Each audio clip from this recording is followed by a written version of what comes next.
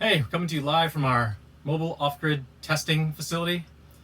This might be particularly interesting for folks who are wanting to learn a lot more about understanding our electrical systems and working on the road off-grid for powering your devices. The other day we were talking about connectivity and Wi-Fi. We've been testing more of this Google Fi, where we create our own hotspot, and now we have our Magno Wi-Fi network, which so far has been working great. So now we're talking about how we're powering a computer. Essentially is a lot like a cell phone in that you're powering their battery.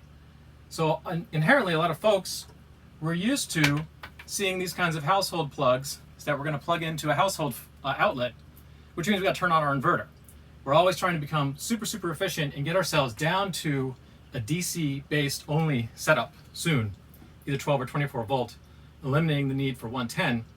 Still got to figure out the water heater. But for the computers, now I've been testing it, and we're using DC because we're using one of these adapters that still will connect to any different type of laptop manufacturer. This is the type of power adapter for charging the battery on this laptop.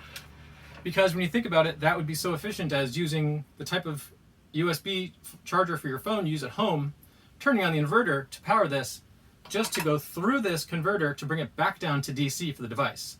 So this makes a lot of sense, and we tested it, got this laptop down to 60%, and when it tells you how long it's going to charge for, this was going to take 1 hour and 50 minutes, and this way with the DC through the socket, the USB socket was going to take less. It's going to take an hour and a half. So it's more efficient for your system. You're not draining that little extra drain of using your inverter to convert the power back, and it's actually going to charge your devices faster. So that's a quick tip. Hope that's useful and helpful.